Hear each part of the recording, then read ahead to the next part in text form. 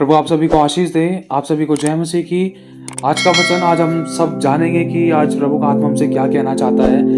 एक बात कहना चाहता हूँ, आज हम बहुत हजारों गलतियाँ करते हैं और बहुत प्रकार की गलतियाँ जो हम जानबूझकर और कई बार गुस्से में, कई बार मजे मजे में, कई बार मजाक मजाक में परमेश्वर के वचन को यूं ही यारों दोस्तों के लिए, घर परिवार वालों के लिए तोड़ देते हैं, या जो चीज़ परमेश्वर ने मना करी है उसको हम जान करने के बाद भी कर देते हैं और हम हल्के में लेते हैं। बहुत बार सोचते हैं अरे यार प्रभु तो क्षमा कर देगा, इसका कोई भारी दंड तो हो ही नहीं सकता, हल्की फुल्की तो बात है, या प्रभु तो माफ कर देता, प्रभु से क्षमा मांग लेंगे। हम बहुत हल्के में लेने की कोशिश करते हैं प्रभु के वचन को। तो कुछ वचन पढ़ना चाहूंगा कि जो बातें हम सोच रहे हैं गलती करने को लेकर, दंड को लेकर, क्षमा को लेकर और जानबूझकर गलती करने को लेकर, या परमेश्वर के वचन को हल्के में लेने को लेकर, तो उस विषय में प्रभु का वचन क्या कहता है। लिखा है इब्रानियों 10:26 में, ये कोई मनुष्य नहीं वरन स्वयं परमेश्वर का वचन कहता है, क्योंकि सच्चाई की पहचान प्राप्त करने के बाद यदि हम जानबूझकर पाप करते रहें तो पापों के लिए फिर कोई और बलिदान बाकी नहीं है। हाँ, दंड का एक भयानक बाढ़ का जोना और आग का जलन बाकी है जो विरोधियों को भस्म कर देगा। और यहाँ पर आगे लिखा है, तो सोच लो कि वह कितने और भी भारी दंड के योग्य ठहरेगा जिसने परमेश्वर के पुत्र को पांव से रौंदा और वाचा के लहू को, जिसके द्वारा वह पवित्र ठहराया गया था, अपवित्र जाना और अनुग्रह की आत्मा का अपमान किया। क्योंकि हम उसे जानते हैं जिसने कहा कि पलटा लेना मेरा काम है, मैं ही बदला दूंगा। और फिर यह कहकर कि प्रभु अपने लोगों का न्याय करेगा। जीविते परमेश्वर के हाथों में पड़ना बड़ी भयानक बात है।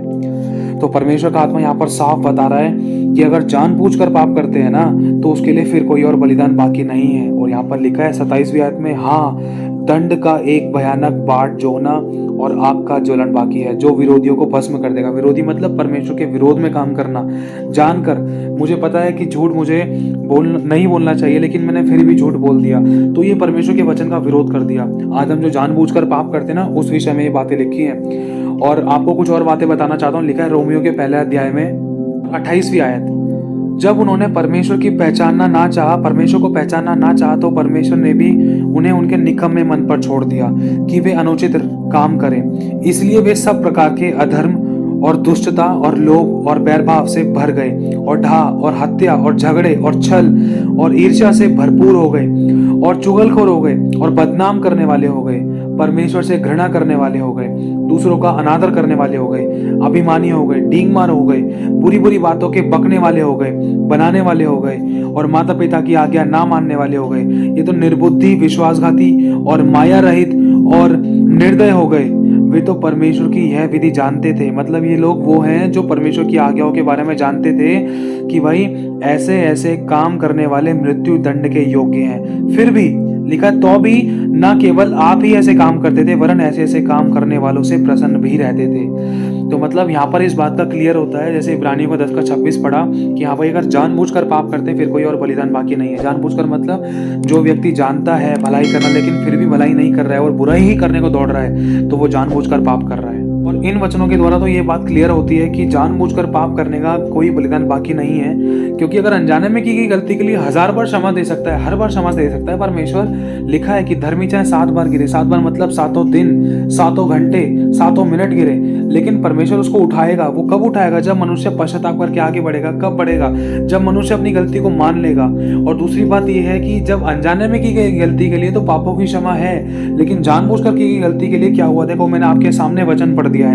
अगर आप चाहें तो ये वचन आपको नीचे डिस्क्रिप्शन में ही मिल सकता है। लेकिन इसमें एक बात कहना चाहता हूँ, ये जो बातें लिखी है ना, ये उन विषय में लिखी है, उन लोगों के बारे में लिखी है जो परमेश्वर की आज्ञाओं को, उसकी विधियों को जानते मानते थे और परमेश्वर की चेतावनियों को बिल्कुल अच्छे तरीके से समझते थे कि हाँ भाई, परमेश्वर किन बातों के विरोध में है और किन बातों के फेवर में है, परमेश्वर ने हमें क्या आज्ञा दी है, क्या हमें करना चाहिए, क्या नहीं करना चाहिए। लेकिन फिर भी हमने जानबूझकर नामाफी की बातें दिखाई, लड़ाई दंगा करा, बैर भाव करा, ईर्ष्या की, ढा किया, जलन रखी एक दूसरे से, मतवालापन मतलब लीला क्रीड़ा किया।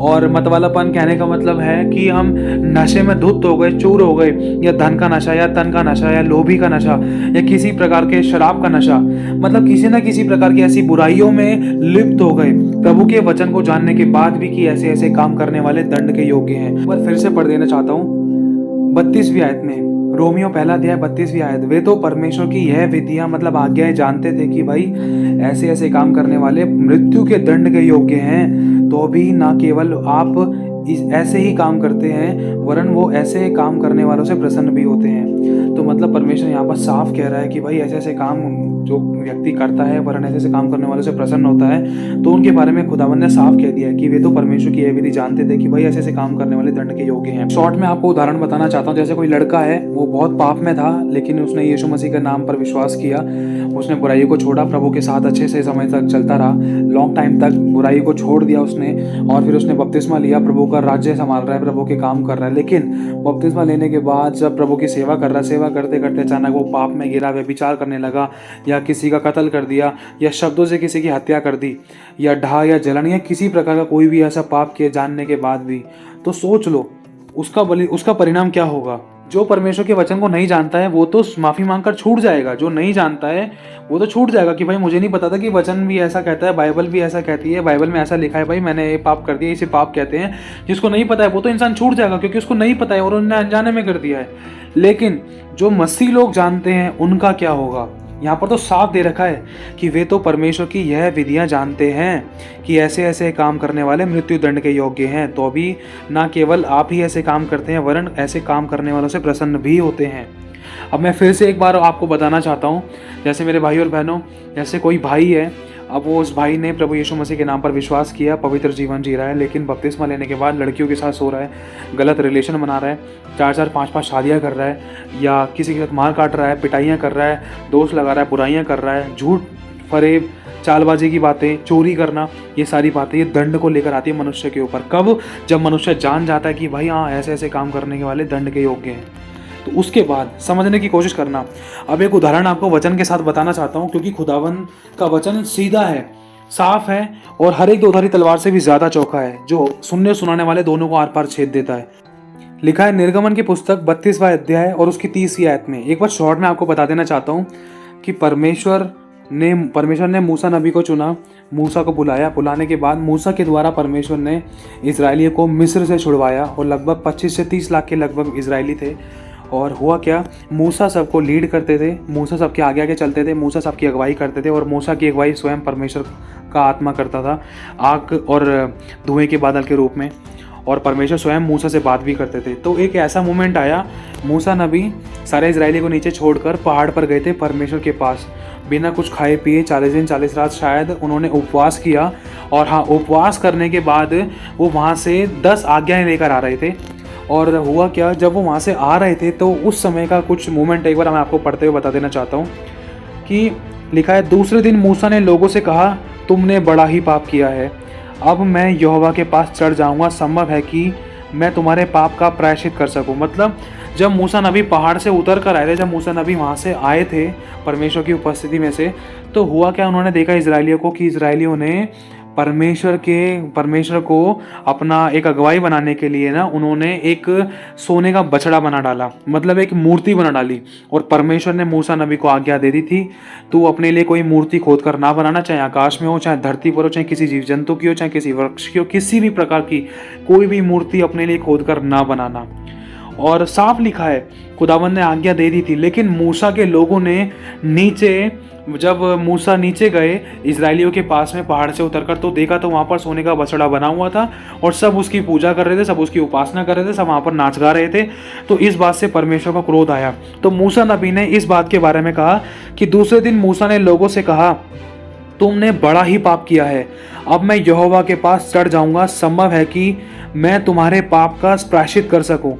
इस मतलब मूसा नबी ने भी यहाँ पर बोला, कंफर्म नहीं बोला, कोशिश रहेगी कि मैं तुम्हारे पाप का वहाँ पर परमेश्वर के सामने प्रायश्चित कर सकूं, माफी मांग सकूं भाई तुम्हारे पापों के लिए, हो सके तो क्या पता वो तुम्हारा पाप क्षमा कर दे। लिखा है, तब मूसा यहोवा के पास जाकर कहने लगा, हाय हाय हे परमेश्वर, उन लोगों ने तो सोने का देवता बनाकर बड़ा ही पाप किया है। तो अभी देख, मैं तुझसे विनती करता हूँ मेरे इजरायलियों के लिए, तो अभी तू उनका पाप क्षमा कर देना, नहीं तो तू अपनी लिखी हुई पुस्तक में से मेरा नाम काट दे। और आगे लिखा है, यहोवा ने मूसा से कहा, जिसने मेरे विरुद्ध पाप किया है ना, उसी का नाम मैं अपनी लिखी हुई पुस्तक में से काट दूंगा। अब तू जाकर उन लोगों को उस स्थान में ले चल जिसकी चर्चा मैंने तुझसे की थी। देख, मेरा दूत तेरे आगे आगे चलेगा, परंतु जिस दिन मैं दंड देने लगूंगा उस दिन उनको इस पाप का भी दंड दूंगा। मतलब परमेश्वर ने यहाँ पर साफ क्लियर कर दिया कि जो पाप उन इजरायलियों ने किया था ना, उसका उनको दंड मिला। कि वो पहला दंड तो ये था कि वो उस प्रतिज्ञा के देश में ना जा सके, ध्यान से समझना, पहला दंड तो ये था कि वो प्रतिज्ञा के देश में ना जा सके, प्रतिज्ञा का देश मतलब स्वर्ग। और दूसरा दंड ये था कि उन्होंने स्वर्ग पहुंचने से पहले ही, प्रतिज्ञा के देश में पहुंचने से पहले ही, जहाँ पर दूध और शहद की नदियां बहती हैं, उस शहर में, उस देश में पहुंचने से पहले ही उन्होंने मृत्यु को देख लिया। अब यहाँ पर सोच कर देखो, आप जान सकते हो, इस बात को समझ सकते हो कि यहाँ पर इन लोगों से जब ये मूर्ति पूजा हुआ, परमेश्वर के वचन के विरुद्ध में जो ये पाप हुआ, तो इसके बारे में परमेश्वर ने ये कहा कि देख, परंतु जिस दिन मैं दंड देने लगूंगा उस दिन उनको इस पाप का भी दंड दूंगा। मतलब जो ये इन्होंने गलती करी है इसकी तो सजा इनको मिलनी है, लेकिन आज नहीं तो कल तो मिलनी है। कहने का मतलब समझने की कोशिश करना, ये कोई छोटी बात नहीं है, बहुत गहरी बात है। हम परमेश्वर के वचन को हल्के में ना लें, क्योंकि हम ये ना सोचे कि भाई आज मैंने किसी का कत्ल कर दिया तो मुझे इसकी सज़ा मिलेगी नहीं, और अगर मिलनी होती तो आज इन दो तीन दिनों में, 24 घंटों में मिल जाती। नहीं, क्योंकि एक वचन ऐसा भी लिखा है, देखो मैं पढ़ देना चाहता हूँ। सबोपदेशक 8वां अध्याय और उसकी 11वीं आयत में, बुरे काम के दंड की आज्ञा फुर्ती से नहीं दी जाती, इस कारण मनुष्यों का मन बुरा काम करने की इच्छा से भरा रहता है। लिखा है, चाहे पापी 100 बार पाप करे और अपने दिन भी बढ़ाए तो भी मुझे निश्चय है कि जो परमेश्वर से डरते हैं और उसको अपना सम्मुख जानकर भय से चलते हैं उनका भला ही होगा। एक बार फिर से पढ़ देना चाहता हूँ, ध्यान से समझना, ये छोटी बात नहीं, बहुत गहरी बात है। लिखा है, बुरे काम के दंड की आज्ञा फुर्ती से नहीं आती, ऑन द स्पॉट नहीं दी जाती। जैसे आज मैंने किसी का खून कर दिया तो इसका दंड मुझे आज नहीं मिलेगा, लेकिन मिलना है। समझने की कोशिश करना, लेकिन मिलना है, चाहे भले ही थोड़ा डिले हो जाए। अब वो दंड किस तरीके से मिलेगा, किस रूप में मिलेगा, वो खुदा जानता है। अब वो खुदा के ऊपर है, वो क्षमा करेगा नहीं करेगा, वो उसके ऊपर डिपेंड करता है। वो मेरे और परमेश्वर के बीच के रिश्ते की बात है। अगर मेरा रिश्ता परमेश्वर के साथ अच्छा है तो वो तो परमेश्वर की मर्जी पर डिपेंड है। लेकिन आप सोच कर देखो, जिस परमेश्वर के दास मूसा से परमेश्वर आमने सामने बात करा करता था, जब खुदावन यहोवा ने परमेश्वर ने मूसा को बोल दिया था, मूसा तूने मुझे इजरायलियों के सामने पवित्र करके नहीं ठहराया। क्यों? क्योंकि मूसा से परमेश्वर ने कहा था चट्टान से बातें कर, फिर उस पर लाठी मार। लेकिन चट्टान से बातें नहीं करी मूसा ने, वरन लाठी मार दी। क्योंकि वहां पर मेन बात तो ये थी, पानी निकल कर आ जाए। पानी तो लाठी मारने पर भी निकल कर आ गया, लेकिन परमेश्वर ने एक छोटी सी बात और बोली थी। अगर वही बात अगर हम सोचे, अपने नजरिए से देखे, चाहे भले ही छोटी लग सकती है, लेकिन वो बात परमेश्वर की दृष्टि में बहुत बड़ी थी, जो मूसा से नहीं हुई थी। मूसा से क्या नहीं हुई थी? मूसा ने चट्टान से बात नहीं करी थी, और इसी बात के कारण परमेश्वर ने कह दिया था, मूसा तूने मुझे इजरायलियों के सामने पवित्र करके नहीं ठहराया। अब इस कारण देख, तू उस प्रतिज्ञा के देश में इनको ना ले जा सकेगा। ना तो मूसा खुद जा पाए, ना ही इजरायलियों को ले जा पाए। उस एक छोटी सी गलती के कारण, कहते हैं ना, गेहूं के साथ में घुन भी पिस जाता है। अब सोच कर देखो, अब परमेश्वर ने उनको सब कुछ तो दिया, रोटी कपड़ा मकान, ईच एंड एवरीथिंग, सब कुछ दिया। उनके कपड़े पुराने नहीं हुए, उनके जूते नहीं फटे, उनके मोजे खराब नहीं हुए, उनकी चप्पलें भी खराब नहीं हुई, और यहाँ तक कि उनको कोई परमेश्वर ने रोग भी नहीं लगने दिया था। जब परमेश्वर उनको वहाँ से निकाल कर लेकर आया था, उनको भला चंगा रखा, स्वर्ग से मन्ना बरसाया और उनको बटेरे बरसाई, उनके लिए बटेरे बरसाई, उनको बहुत ऐसे आशीष भी किया, उनके लिए चट्टान में से पानी निकाला, उनके लिए समुद्र को 2 भाग कर दिया। परमेश्वर ने सब कुछ किया, चिन्ह चमत्कार भी किए, आशीष भी दी, सब कुछ दिया। लेकिन बात प्रतिज्ञा के देश में पहुंचने की है। क्या हम उस स्वर्ग में सेटलमेंट हो सकते हैं या नहीं? क्या हम वहां पहुंच सकते हैं या नहीं? क्योंकि थोड़ा सा खमीर पूरा गुना हुआ आटा खराब कर देता है। इसलिए मैं मेरे भाइयों बहनों एक बार बताना चाहता हूं, लिखा है सबोपदेशक 8वां अध्याय और उसकी 11वीं आयत में, लिखा है, बुरे काम के दंड की आज्ञा फुर्ती से नहीं मिलती है, ऑन द स्पॉट नहीं मिलती है। मैं फिर से पढ़ देता हूं, बुरे काम के दंड की आज्ञा फुर्ती से नहीं दी जाती, इस कारण मनुष्य का मन बुरा काम करने की इच्छा से भरा रहता है। इंसान सोचता है, अरे कुछ तो हुआ ही नहीं, गलती तो हो गई, कोई बात नहीं, सॉरी, माफी तो कर देते हैं, प्रभु तो माफ कर देता है, प्रभु तो माफ। अरे किस बात के लिए प्रभु माफ कर देता है, ये तो जानो, हमें ये तो जानना जरूरी है ना। प्रभु माफ करता है, इतना पता है, वो पाप क्षमा करता है।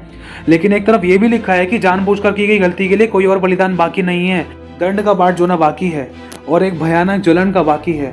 साफ लिखा है, हमें पूरी तरीके से जानना भी तो है। आज हम जान चुके हैं तो हम फूक फूक कर कदम भी नहीं रखते हैं। हम हमारे स्टेटसों को देख लो, हमारी फोटोज को देख लो, हमारे वीडियोस को देख लो, हमारी प्रोफाइल को देख लो, हमारा बात करने का ढंग देख लो, चर्च के अंदर हमारा रूप देख लो, चर्च के बाहर हमारा रूप देख लो, और लोगों से बात करने का ढंग देख लो, और हमारी संगतियों को देख लो, हमारा रिश्ता परमेश्वर के साथ देख लो कैसा है। हम खुद अपनी आत्मा में जानते हैं कि हम कितने पानी में, कितने दूध में। अब इससे ज़्यादा कुछ नहीं कहना चाहता, लेकिन देखो वचन में फिर से पढ़ देता हूँ, क्योंकि ये बहुत ज़रूरी है, यही वचन हमारे लिए बहुत ज़रूरी है जानना। बुरे काम के दंड की आज्ञा फुर्ती से नहीं दी जाती। इस कारण मनुष्यों का मन बुरा काम करने की इच्छा से भरा रहता है। चाहे पापी 100 बार पाप करे और अपने दिन भी बढ़ाए ना, तो भी मुझे निश्चय है कि जो परमेश्वर से डरते हैं ना, जो लोग परमेश्वर से डरते हैं और उसका भय मानते हैं और उसको अपने सम्मुख जानकर भय से चलते हैं, उनका भला ही होगा। परंतु दुष्ट का भला नहीं होने का और ना उनकी जीवन रूपी छाया लंबी होने पाएगी, क्योंकि वह परमेश्वर का भय नहीं मानते। एक आखिरी वचन पढ़कर आपको उदाहरण देना चाहूँगा। लिखा है पहला राजा और 3रा अध्याय, और अगर हम पढ़ना चाहें उसकी 9वीं आयत में, मतलब सुलेमान ने यहाँ पर परमेश्वर से प्रार्थना की थी। लिखा है, तू अपने दास को अपनी प्रजा का न्याय करने के लिए समझ की ऐसी शक्ति दे कि मैं भले बुरे को परख सकूं, क्योंकि कौन ऐसा है कि तेरी इतनी बड़ी प्रजा का न्याय कर सके। इस बात से प्रभु प्रसन्न हुआ कि सुलेमान ने ऐसा वरदान मांगा है। तब परमेश्वर ने उससे कहा, इसलिए कि तूने यह वरदान मांगा है, और ना तो तूने दीर्घायु मांगी है और ना तूने धन मांगा है और ना तूने अपने शत्रुओं का नाश मांगा है, परंतु सिर्फ समझने के विवेक का वरदान मांगा है। इसलिए सुन, मैं तेरे वचन के अनुसार करता हूँ, तुझे बुद्धि और विवेक से भरा हुआ मन देता हूँ, यहाँ तक कि तेरे समान ना तो तुझसे पहले कोई कभी हुआ और ना बाद में कोई कभी होगा। फिर जो तूने नहीं मांगा अर्थात धन और महिमा, वह भी मैं तुझे यहाँ तक देता हूँ कि तेरे जीवन भर कोई राजा तेरे तुल्य ना होगा। फिर यदि तू अपने पिता दाऊद के समान मेरे मार्गों में चलता हुआ मेरी विधियों और आज्ञाओं को मानता रहेगा, तो मैं तेरी आयु को भी बढ़ाऊंगा। इन बातों को सुनकर और पढ़कर लगता है कि परमेश्वर ने सोचो समझ से सुलेमान को आशीष दी और इतना बुद्धिमान राजा बनाया जिसकी बुद्धि के समान आज तक कोई हुआ ही नहीं है। इतना ब्लेस किया परमेश्वर ने, बुद्धि और ज्ञान और समझ से ब्लेस किया और धन से इतना ब्लेस किया, बहुत लंबी आयु परमेश्वर ने उनको ब्लेस करी। लेकिन उसके बारे में परमेश्वर ने लास्ट में कहा था, फिर यदि तू, अगर, यहाँ पर एक कंडीशन है, मैं पढ़ना चाहता हूँ लास्ट इसकी 14वीं आयत में, फिर यदि तू अपने पिता दाऊद के समान मेरे मार्गों में चलता हुआ और विधियों और आज्ञाओं को मानता रहेगा, तो मैं तेरी आयु बढ़ाऊंगा। परमेश्वर ने सब कुछ तो दे दिया, लेकिन आयु को लेकर परमेश्वर ने साफ कह दिया, तो मैं तेरी आयु बढ़ाऊंगा। क्यों? इसके लिए क्या करना पड़ेगा? परमेश्वर ने कुछ कारण इनको बता दिए हैं। अगर हम पढ़ना चाहें, लिखा है सुलेमान के बारे में, परमेश्वर ने ना सुलेमान को कुछ दर्शन दिया था, मैं पढ़ देना चाहता हूँ। लिखा है, यहोवा ने उससे कहा, जो प्रार्थना गिड़गिड़ाहट के साथ तूने की है उसको मैंने सुना है, और यह जो भवन तूने बनाया है उसमें मैंने अपना नाम सदा के लिए रखकर उसे पवित्र किया है, और मेरी आंखें और मेरा मन नित्य वहीं लगा रहेगा। और यदि तू अपने पिता दाऊद के समान मन की खराई और सिधाई और अपने मन को अपने को मेरे समान या मेरे सामने जानकर चलता रहे और मेरी सब आज्ञाओं के अनुसार किया करे और मेरी विधियों और नियमों को मानते रहे, तो मैं तेरा राज्य इज़राइल के ऊपर सदा के लिए स्थिर करूंगा, जैसे कि मैंने तेरे पिता दाऊद को वचन दिया था। तेरे कुल में इज़राइल की गद्दी पर विराजने वाला सदा बना रहेगा। परंतु यदि तुम लोग या तुम्हारे वंश के लोग मेरे पीछे चलना छोड़ दें और मेरी उन आज्ञाओं और विधियों को जो मैंने तुमको दी है ना माने और जाकर पराय देवता की उपासना करें और उन्हें दंडवत करने लगे, तो मैं इज़राइल को इस देश में से जो मैंने उनको दिया है काट डालूंगा और इस भवन को जो मैंने अपने नाम के लिए पवित्र किया है अपनी दृष्टि से उतार दूंगा, और सब देशों के लोगों में इज़राइल की उपमा दी जाएगी और उसका दृष्टांत चलाएगा। अब हम पॉइंट पर आते हैं। बात सारी ये है, परमेश्वर ने सुलेमान को सब कुछ दिया, लेकिन कुछ चेतावनियां भी दी जिनके द्वारा सुलेमान लंबी आयु को देखे और आशीषित रहे, और उसका राज्य, उसका राजपाट और उसके वंश बहुत ऐसे धरती पर वरन इज़राइल में सब जगह आशीष और उन्नति और तरक्की पाएं और ब्लेसेड लाइफ जिए, किसी के गुलाम ना बने, किसी प्रकार का दुख विपत्ति समस्या ना पड़े।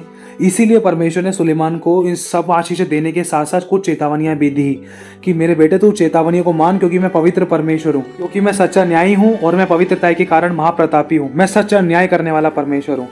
और परमेश्वर ने ना सुलेमान को 2 बार दर्शन देकर कहा था कि सुलेमान उन स्त्रियों के मध्य में मत जाना, नहीं तो वो स्त्रियां दूसरे देश की, दूसरे शहर की, दूसरी प्रकार की स्त्रियां जो दूसरे देवी देवताओं पर विश्वास करती है, वो जो मेरे नाम पर विश्वास नहीं करती, तो उनके पास मत जाना। सुलेमान तू उन स्त्रियों के पास में मत जाना, सुलेमान तू उन स्त्रियों के पास में मत जाना, मत जाना, मत जाना। पता है, परमेश्वर ने 2 बार सुलेमान से कहा था, लेकिन वचन को इज्जत नहीं मिल पाई। देखो ध्यान से समझना, दंड की आज्ञा तो आई, लेकिन कब आई समझने की कोशिश करना। छोटी बात नहीं है, बहुत बड़ी बात है।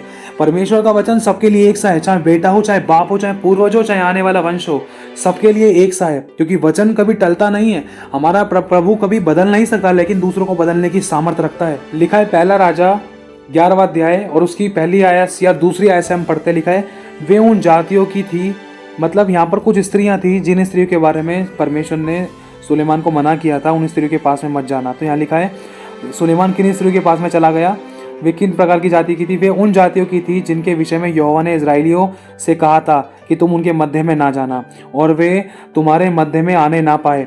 वे तुम्हारे मन को अपने देवताओं की ओर निसंदेह फेरेंगी। परमेश्वर ने पहले कह दिया था बेटा ये काम तुम्हारे बीच में ना होने पाए, लेकिन फिर भी लिखा है उन्हीं की प्रीति में सुलेमान लिप्त हो गया।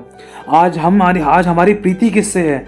आज हमारी प्रीति कुछ ऐसे पापों से है, कुछ ऐसी बुराइयों से है, कुछ ऐसी अभिलाषाओं से है। कहीं हम ऐसे किसी काम में जो शैतान की ओर से लिप्त तो नहीं हो गए? कहीं हम किसी बुराई और पाप में लिप्त तो नहीं हो गए?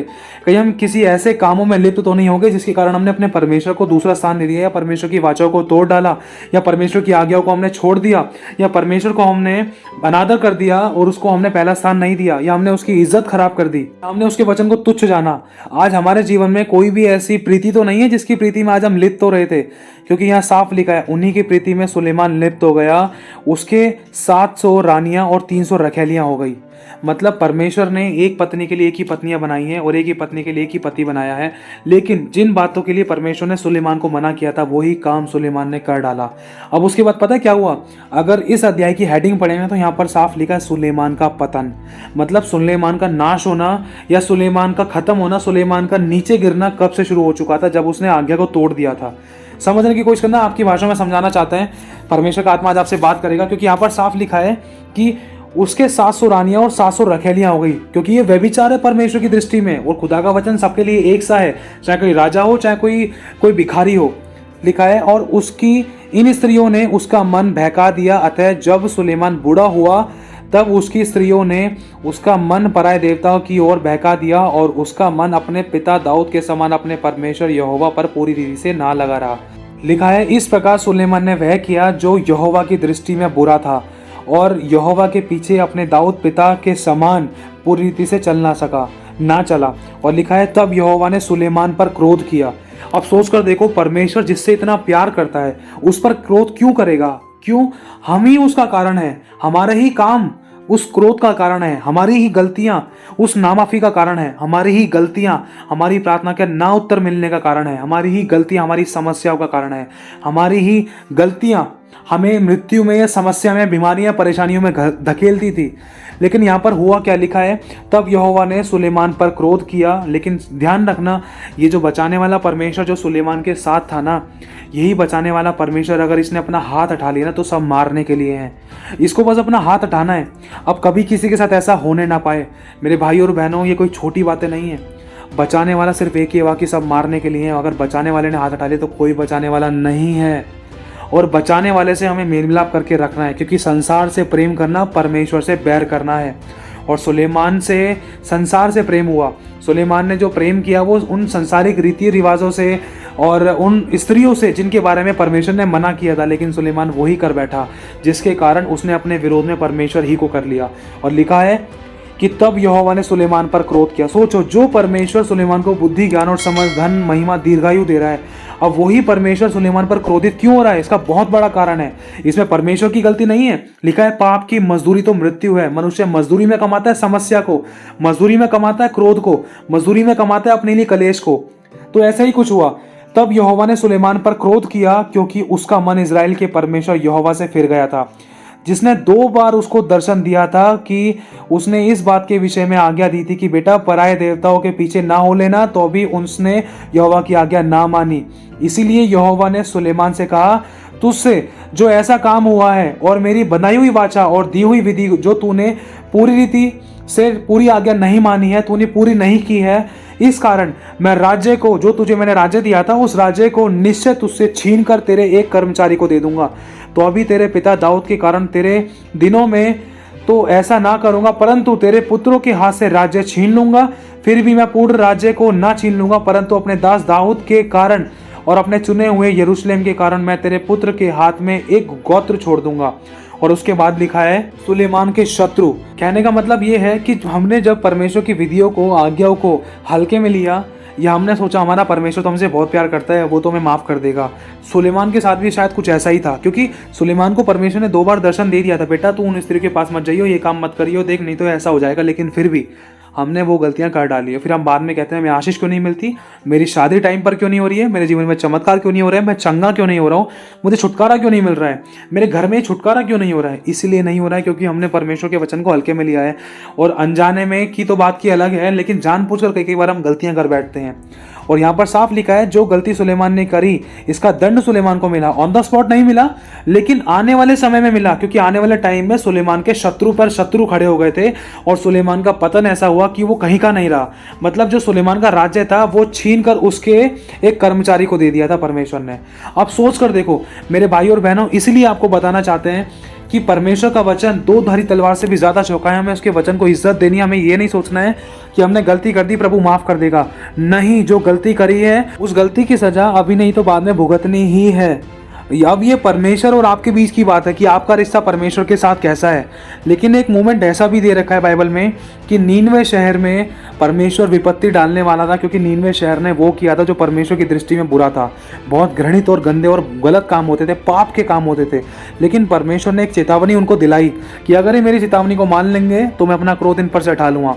और ऐसा ही हुआ। परमेश्वर ने योना नबी को भेजा। आज वो परमेश्वर अपने अभिषिक्तों को आपके बीच में भेजता है, आज अपने वचन को आपके बीच में भेजता है ताकि आप अपने पापों से तौबा करो, मन फिराओ और सही चाल चलो।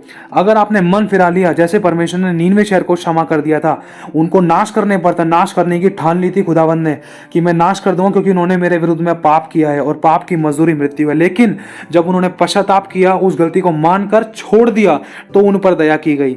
अगर आप चाहते हो कि परमेश्वर की दया हो, अगर मैं चाहता हूं मुझ पर परमेश्वर की दया हो, तो मुझे उसके वचन के अनुसार सही चलना है। आपको, हम सबको सही चलना है, क्योंकि परमेश्वर का वचन सबके लिए एक सा है। इसीलिए मेरे भाई और बहनों में समझना है। और आखिरी बात ये कहना चाहता हूं कि मूसा के साथ भी हुआ था कुछ ऐसा ही, क्योंकि मूसा को परमेश्वर ने साफ कह दिया था अब तू वहां जा ना सकेगा। कहां पर? उस प्रतिज्ञा के देश में, मतलब स्वर्ग में। और दूसरा, इजरायलियों को बोल दिया था कि तुम्हें इस पाप का भी आगे चलकर दंड दूंगा, समय आने पर इस पाप का भी दंड दूंगा। मतलब ऑन द स्पॉट दंड नहीं दिया था, लेकिन बाद में दिया था। क्या? कि उन्होंने उस वाचा के देश में पहुंचने से पहले ही मृत्यु को देख लिया और वो उस देश में जा भी नहीं पाए। समझना। और तीसरा, सुलेमान के साथ भी कुछ ऐसा ही हुआ। सुलेमान को परमेश्वर ने चेतावनियां, विधियां दी थी, लेकिन फिर भी नहीं मानी। लिखा है सुलेमान के विरोध में परमेश्वर खुद क्रोधित हुआ और सुलेमान के विरोध में खुद खड़ा हो गया। अब वही सोच कर देखो, क्योंकि पाप की मजदूरी मृत्यु है। खुदावन सिर्फ अपना हाथ हटाता है, खुदा किसी को बर्बाद नहीं करता है, खुदा अपना हाथ हटाता है। वरन लिखा है कि आज्ञा ना मानने वालों के जीवन में शैतान काम करता है। अगर खुदा ने हाथ हटा ली तो ऑटोमेटिक शैतान आ जाता है। अब शैतान कैसे काम करता है? किसी का चैन चुराता है, किसी की आशीष चुराता है, पति पत्नी में लड़ाई झगड़ा कलेश कराता है, लड़ाई दंगे, मौत, एक्सीडेंट, बीमारियों के बहाने। ये सब शैतान की ओर से बहाने होते हैं जो इंसान को घात करते हैं, नाश करते हैं, मृत्यु में डालते हैं। ये सब बहाने होते हैं और ये बहाने इंसान खुद देता है, क्योंकि साफ लिखा है कि और शैतान को अवसर मत दो, और शैतान को अवसर मत दो। मतलब मनुष्य खुद शैतान को अवसर देता है और खुद अपनी गलती के कारण अभिलाषा में फंसकर परीक्षा में पड़ता है। और अभिलाषा गर्भवती होती, फिर वो पाप को जनती है। इसीलिए मेरे भाइयों और बहनों, हमें जांचना है, परखना है, क्योंकि यहाँ पर अभी हमने वचन पढ़ा था साफ कि दंड की आज्ञा फुर्ती से नहीं आती। समझने की कोशिश करना। इसलिए हमें अपने आप को परमेश्वर के वचन से जांचना है, परखना है और सही अच्छे से चाल चलन चलने के साथ साथ हमें दूसरों के लिए सेट एग्जाम्पल भी बनना है, ताकि जो लोग हमें देखे वो पहचान लें कि हाँ, this is a true Christian, ये एक सच्चा मसीह है, ये वो वंश है जिसे यहोवा ने आशीष दी है, ये वो है जिसको परमेश्वर अपने साथ साथ लेकर चला फिरा करता है, ये वो है जिसके साथ यहोवा रहता है, ताकि लोग गवाही दे, लोग आप में आपको नहीं वरन आपके अंदर खुद स्वयं यीशु को देखें। तो मेरे भाई और बहनों, प्रभु आप सभी को आशीष दे, आप सभी को जय मसीह की।